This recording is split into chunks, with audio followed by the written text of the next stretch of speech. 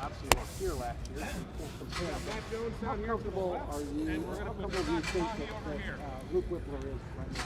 How's he doing so far? He's doing well, right? And when you take a lot of reps, that's when you become veteran. The game starts slowing down. Things in front of you early on were fast, and you don't know what you're looking at. Whereas now the game's slowed down for him. He's communicating better, and then the guys around him are seeing it the same way. So all these guys, that's what we've challenged these guys the next 2 weeks at camp. Like, who do you want to be? You want to be a great player? You want to take the next step? And that's what we have to do. And that starts with fundamentals and skills and building those things so that can match the talent level we have. Because he's a talented guy that needs to play that way. How good can he be? Elite. Best. Number one. Why do you say that? I was just say his athleticism is how does that translate to how does that help you? How does that help a run game? Everything. I mean, if you're asking guys to do, whatever style play you're doing, right? If he can handle a guy more in a single block than having to double team with an inside guy all the time, that probably helps schematically. But that just depends on what we're doing, right? The biggest thing with him, though, is like he loves ball. It's really important to him. He wants to know the why, and then he's got a little roughness to him. So the toughness, like that's also a skill set. Like you build that, and that's one of those high qualities too. So whether we're asking him to reach block, back block, pull, whatever those may be, if you have toughness with it, on top of wanting to do it and knowing what you're doing, then you're going to play at a high level. For you, being your first camp with this group, what are some of the priorities? What are some of the things you're looking for out of the whole O-line unit? Base, bend, balance, and burst. That'll never change. I'm not trying to cut the question off, but great offensive linemen play with great base and great bend. They're in balance. They're not on the ground, and they burst. They run off the ball. They pass set with urgency. They know what they're doing, and they play really, really fast. And so, as a coach, I can't say, oh, we're looking pretty good. We're veteran guys. Let's go on to something in right field, because at the end of the day, I said this in the spring when I first got here, so it's going to sound like I'm beating a dead horse, but you got to work those techniques and fundamentals and put those in the toolbox every day, because you have to pull those out in the middle of the game, because it's blocking and tackling. We block them, they don't sack CJ, they don't tackle the running backs, balls down the field. If we don't block them, then they tackle us, and that's as elementary as it gets. So we try to stay focused on that, and every day what we're working, why are we working it, and how fast can we put it in the toolbox, so that on September 3rd, when we need to pull that out, it's shiny and polished and ready to go. How are you seeing the depth come along right now? Are you seeing guys that you're feeling confident in? Yeah, I think. Well, we just had the pads on for 2 days now, so this week, right, will be it's good. It's the. And this off-season workouts are crazy, right? And it's all for this moment and this next upcoming month. Notre Dame is coming here, and we got to protect the shoe. It's the number one goal. It's always been the goal.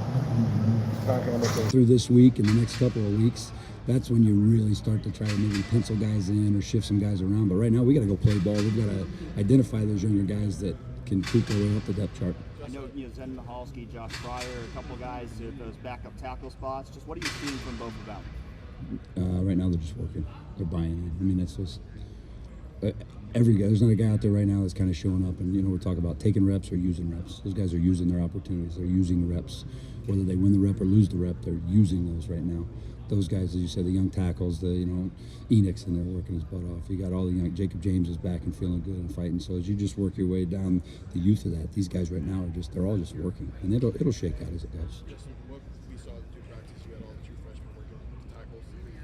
How much of that is the depth of the tackle position right now versus the philosophy of what you want to do when young guys get in here? I think it's a little bit of both. The speed of if a guy can potentially play out there, then you get the guy on the edge so that he feels the speed of the game out there. And then as you move in, you feel more of the physicality versus if you start everybody hunker down inside and then you try to work out, it's just a different animal out on the island. So I think it's a good teaching progression for those guys if they can handle it. And those guys can, of learning the speed, learning the things out there, and then kind of reeling it back if you need to. Is that like the message you give to recruits? No.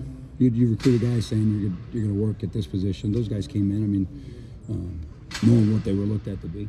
But the good thing is you got to play the 5 best, right?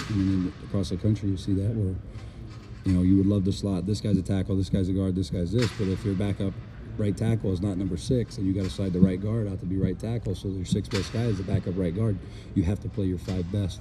And so the more you can just see what guys can do, the more comfort they can have doing a couple of tasks. You can't spread them too thin.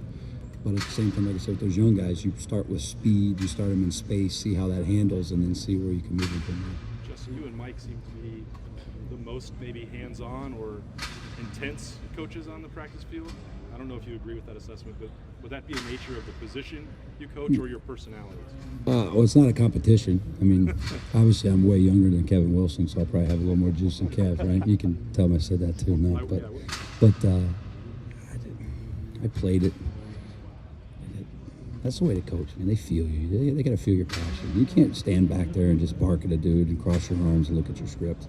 If you're in it with them, if you're passionate with them, they feel that, then they'll thrive off that. So I mean, that's not even really. That's just me. You know? And then I look for guys like that, and that's what Mike does. I mean, there's 4 eyes and 2 mouths saying the same thing, and that's the most important thing. It's not a different message. It's not, hey, you need to do this because I want this. That's who he is too, and I think our guys they like that. Not to compare or even compete, what's been the feedback for the way you run a practice? I mean, I know you had 15 of them in spring, so they've had an acclimation with that, but how do they like what you guys bring them? They like to get better.